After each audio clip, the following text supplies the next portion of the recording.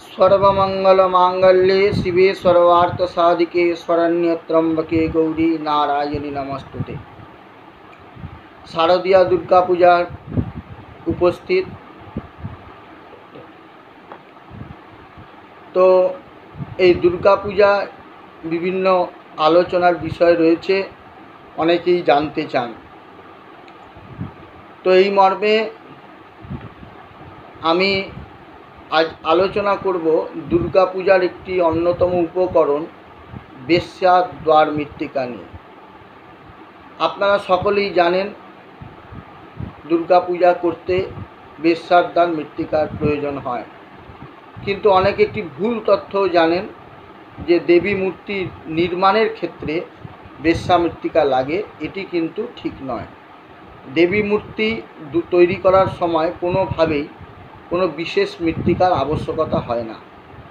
দুর্গা পূজা করতে যে মৃত্তিকাটির আবশ্যকতা হয় সেগুলির মধ্যে রয়েছে গজদন্ত মৃত্তিকা, বরাহদন্ত মৃত্তিকা, নদীর উভয় কূলের মৃত্তিকা, নদীর মৃত্তিকা, নদের মৃত্তিকা, গঙ্গা মৃত্তিকা, সাগর মৃত্তিকা বা সমুদ্রের মৃত্তিকা, চতুষ্পদ মৃত্তিকা, গোষ্ঠ অর্থাৎ যেখানে গরু চড়ে গোচরণ ভূমি সে তার মৃত্তিকা, বল্মীকি মৃত্তিকা অর্থাৎ উইয়ের ঢিপির মাটি, আর বেশ্যা মৃত্তিকা তো রয়েছেই। বৃষসিংহ মৃত্তিকাও প্রয়োজন হয়। দেবী মূর্তির তৈরির জন্য কিন্তু এই রকম কোনো মৃত্তিকার প্রয়োজন হয় না। এখন প্রসঙ্গ হচ্ছে কিসের জন্য এই বেশ্যা মৃত্তিকা প্রয়োজন। দেবীর মহাস্নানে এটি একটি উপকরণ। দেবীর মহাস্নানে যে যে মৃত্তিকাগুলো হয় ইতঃপূর্বে আমি তার নামগুলো বললাম, পুনরায় আমি রিপিট করছি। গজদন্ত মৃত্তিকা, বরাহদন্ত মৃত্তিকা, বেশ্যার দ্বার মৃত্তিকা, বৃষশৃঙ্গ মৃত্তিকা, বল্মীকি মৃত্তিকা, নদ মৃত্তিকা, নদীর মৃত্তিকা, নদীর উভয়কূল মৃত্তিকা, সাগর মৃত্তিকা, চতুষ্পদ মৃত্তিকা, তারপরে হচ্ছে গঙ্গা মৃত্তিকা, আর হচ্ছে গোষ্ঠ মৃত্তিকা। বেশ্যা দ্বার মৃত্তিকার যে প্রয়োজন হয় এ বিষয়ে তিন রকমভাবেই আলোচনা করা যায় যে কেন বেশ্যা মৃত্তিকার প্রাসঙ্গিকতা কী। এর তিনটি মার্গিক হচ্ছে, একটি লৌকিক, একটি হলো তাত্ত্বিক, আরেকটি হলো তান্ত্রিক। দেখুন, দুর্গা পূজা একটি সমন্বয়ের উৎসব। দুর্গা পূজার প্রত্যেকটি অনুষ্ঠানের মধ্যেই একটি সমন্বয় বাদ লুকিয়ে রয়েছে। কমিউনিটি, মানবতার বন্ধনকে দৃঢ় করার বার্তা আমরা দুর্গা পূজা থেকে পেয়ে থাকি। দেখুন, দুর্গা মূর্তির মধ্যেই আমরা পাই ক্ষুদ্র ইঁদুর আর হাতির মতো বৃহৎ একটি শরীরের প্রাণী, অর্থাৎ বৃহৎ এবং ক্ষুদ্রত্ব একাকার। খাদ্য খাদক সম্পর্ক, অর্থাৎ যাদের মধ্যে শত্রু বৈরী ভাব রয়েছে তারা এক জায়গায় বসে আছে। সাপ, ময়ূর, পেঁচা, ইঁদুর, বৈরী ভাব অথচ এক জায়গায় বসে আছে। আমাদের সমাজ জীবন, সাংসারিক জীবন এর থেকে শিক্ষা পায় যে বৈরী ভাব থাকলেও একসাথে থাকতে হবে, মানিয়ে গুছিয়ে চলতে হবে। একই সাথে আমরা দেখেছি ক্ষুদ্র ছোট বড় একসাথে সমন্বয় করে রয়েছে। ঠিক তেমনিভাবে এই মূর্তি যেমনি এই সমন্বয়ের বার্তা দিয়েছে, দুর্গাপূজার উপকরণও আমরা সেরকম পাচ্ছি। যে বৃষভকে আমরা ধর্মের প্রতীক রূপে গ্রহণ করেছি সেই বৃষভের সিংহের মৃত্তিকা পবিত্র জিনিস। গঙ্গা নদী একটি তীর্থ, গঙ্গা তীর্থ একটি তীর্থ, তার সেই নদীর মাটি এটি অত্যন্ত পবিত্র, তা দিয়ে আমরা তিলক করি। গঙ্গার মৃত্তিকা বিভিন্ন কাজে আমরা ব্যবহার করে থাকি। সেই মৃত্তিকার পবিত্র মাটি আমাদের গঙ্গার পবিত্র মাটি দেবীর মহাস্নানে যেমনি ব্যবহার হচ্ছে, তেমনি সমাজে যারা পতিতা বারবনিতা, যাদেরকে আমরা অস্পৃশ্য বলি, যাদের থেকে আমরা দূরত্ব বজায় রাখি, যাদেরকে আমরা মনে করি এদের সাথে মিশলে কথা বললে আমাদের সম্মানহানি হবে, এড়িয়ে চলি, তাদের উপস্থিতিটাও কিন্তু আমরা দেখতে পাচ্ছি। অর্থাৎ পবিত্র অপবিত্র, উৎকৃষ্ট নিকৃষ্ট, যে ভাষাই বলি না কেন, এই দুইয়ের উপস্থিতি দুর্গাপূজায় কিন্তু একটি সমন্বয় সাধনের বার্তা বহন করে। এটা একটা তাত্ত্বিক দিক আমরা দুর্গাপূজায় ধরতে পারি। যে মহাদেবী তিনি হলেন কি না পরম ব্রহ্মের শক্তি, ব্রহ্ম উচ্ছিষ্ট নয়, যে পবিত্রও নয় অপবিত্রও নয়, যে পবিত্র অপবিত্রের ঊর্ধ্বে নিস্ত্রয়ী গুণ্য, ত্রিগুণাতীতা। মহামায়া ত্রিগুণাতীতা, তিনটি গুণ, একটি পবিত্র এটি অপবিত্র। যখন গুণভেদ করা হয় তখন কোনটি পবিত্র কোনটি অপবিত্র তার বিশ্লেষণ আছে। কিন্তু আমি যদি বলি আনন্দ কীরকম সেটা বুঝাও, তাহলে বোঝানো যায় না, কারণ যিনি আনন্দ পান তিনি আনন্দটাকে অনুভব করতে পারেন, দ্বিতীয় লোককে সেভাবে তিনি বোঝাতে পারবেন না। তদ্রূপ এই মহামায়া, ত্রিগুণাতীতা মহামায়া, তিনি এই পবিত্র, তার পূজাতে এই পবিত্র এবং অপবিত্র উভয় বস্তুর উপস্থিতি একটি সমন্বয় বার্তা কিন্তু এনে দিয়েছে সমাজের কাছে, যে মায়ের কাছে উৎকৃষ্ট নিকৃষ্ট উভয়ই সমানভাবে গ্রহণযোগ্য। সুতরাং তিনি সমস্ত নারী জাতির মধ্যে মাতৃশক্তিরূপে বিরাজমানা। যিনি বেশ্যা বা বারবণিতা তিনিও একজন নারী,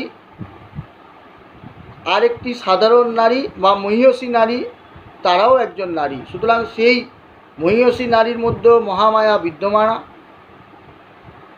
সাধারণ একটি নারীর মধ্যেও তিনি রয়েছেন।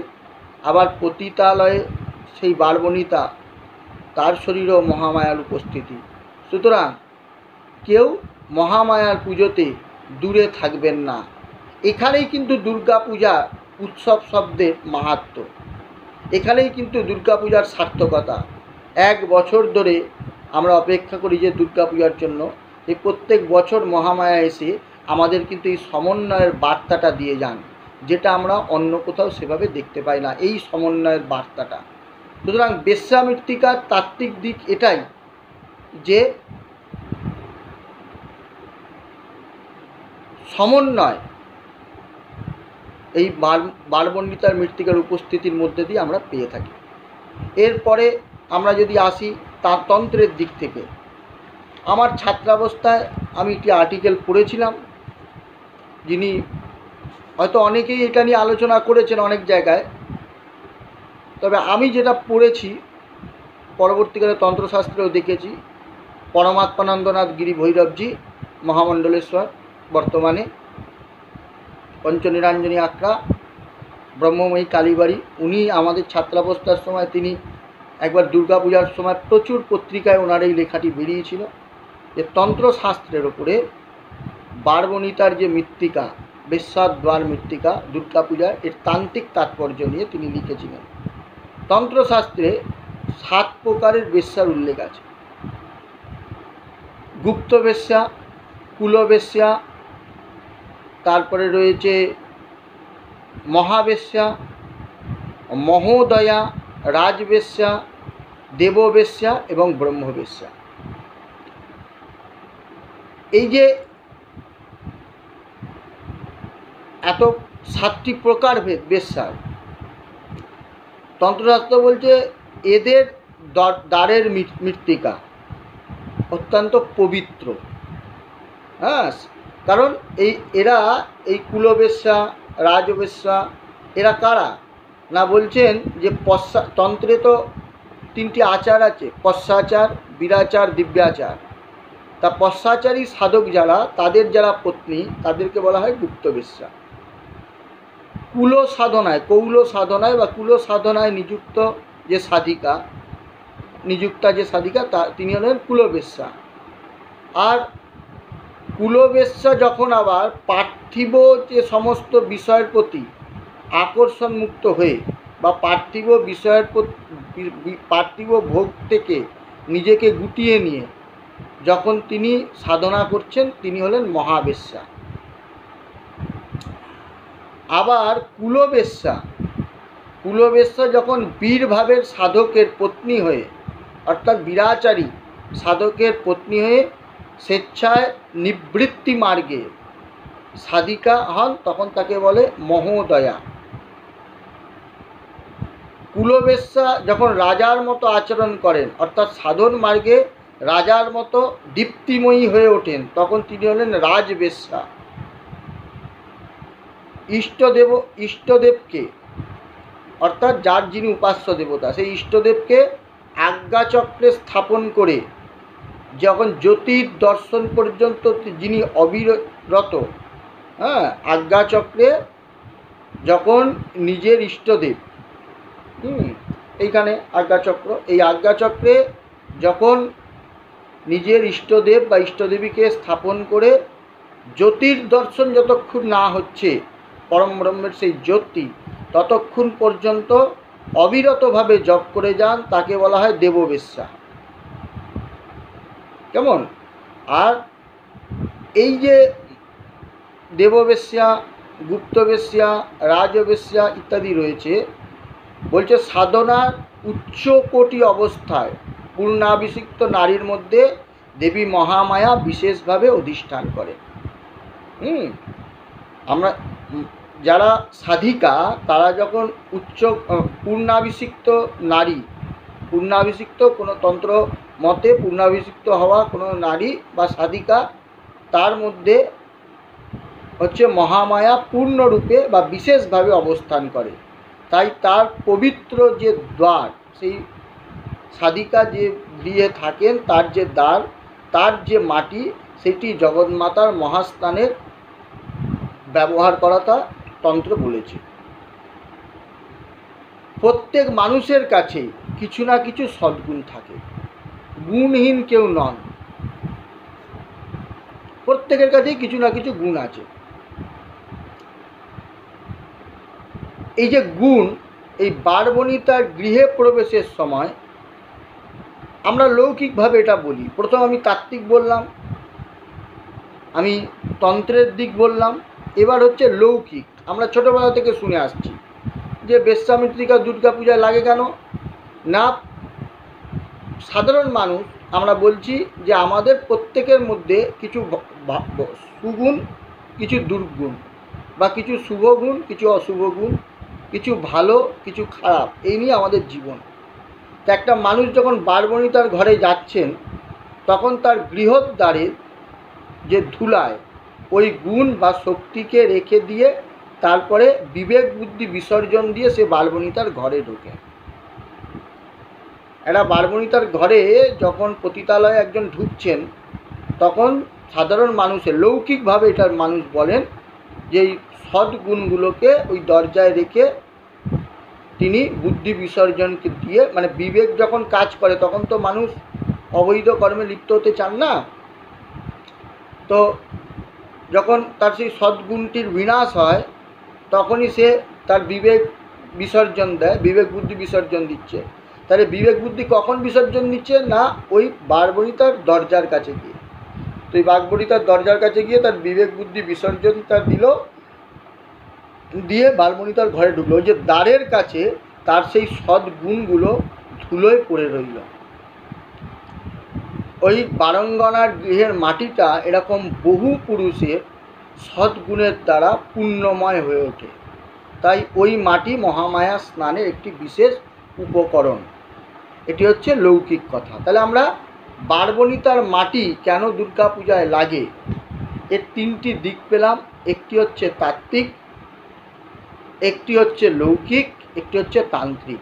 তান্ত্রিক যে মতটি আছে, তাতে করে কোনো অবস্থায় পতিতালয়ের মাটিকে নির্দেশ করা হয়নি। সেখানে বেশ্যা শব্দের অর্থকে নিয়ে আসা হয়েছে সাধিকাকে বোঝানো হয়েছে, অর্থাৎ সাধিকার গৃহদ্বারের মৃত্তিকা। শাস্ত্র বলছে সেই সাধিকা, পূর্ণাভিষিক্ত যে সাধিকা নারী, তিনি তার শরীরে পূর্ণরূপে বিশেষভাবে মহামায়ার অধিষ্ঠান, সুতরাং তার গৃহের মৃত্তিকাটাই হচ্ছে বেশ্যা মৃত্তিকা। যদি তান্ত্রিক ব্যাখ্যা থেকে বেরিয়ে আসি, তাহলে লৌকিকভাবে আমরা দেখতে পাচ্ছি যুগ যুগ ধরে আমাদের বাংলার মানুষ একটি কথা বলে আসছেন যে যখন কোনো মানুষ পতিতালয়ে ঢুকছেন, তখন তার বিবেক বুদ্ধি সদ্গুণ ওই দরজার কাছে বিসর্জিত হচ্ছে, তারপরে সে পতিতালয়ে ঢুকছে। অর্থাৎ এরকম বহু পুরুষের সদ্গুণ বিবেক বুদ্ধি ওই বালবনিতার গৃহের দ্বারে বিসর্জিত হয়ে ওই মাটিটি পবিত্র হয়ে উঠেছে, তাই ওই মাটি দেবী পূজায় লাগছে। আর তাত্ত্বিক দিক দিয়ে হচ্ছে পুণ্য এবং পাপ, শুভ অশুভ, পবিত্র অপবিত্র, এইগুলোর একটা সমন্বয় সাধনের চেষ্টা বা সমন্বয় সাধনের মার্গ ধরে রাখতেই আমাদের পরম্পরাক্রমে আমরা বেশ্যাদ্দার মৃত্তিকাকেও স্থান দিয়েছি। যেমনিভাবে হাতির সাথে ইঁদুর, ময়ূর সর্প, শৃঙ্গ মহিষ একই কাঠামে স্থান পেয়েছে জগৎকে সমন্বয়ের শিক্ষা দিতে, যে ভেদজ্ঞানহীন রাষ্ট্র গঠিত হোক, ভেদজ্ঞানহীন সমাজ ব্যবস্থা গঠিত হোক, বৈরীভাবের বিনাশ হোক, পবিত্র অপবিত্রতা, নীচ উচ্চ এই ভেদজ্ঞানের নাশ হোক। ঠিক একইভাবে গঙ্গা মৃত্তিকা যেমনি স্থান পেয়েছে, বেশ্যাদ্দার মৃত্তিকা স্থান পেয়েও সেই সমন্বয় সাধনের বার্তাই দুর্গা পূজার মধ্য থেকে প্রস্ফুটিত হয়েছে। নমস্কার।